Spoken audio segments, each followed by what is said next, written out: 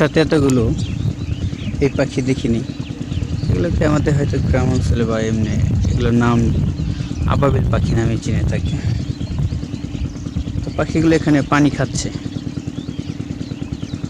না গোসল করতেছে, আমি সঠিক ভালোভাবে বুঝতে পারতেছি না।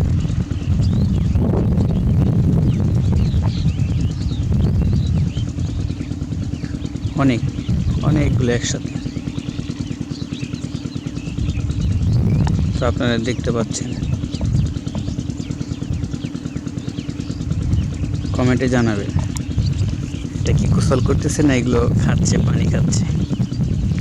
আর গরম, অনেক গরম পড়ছে।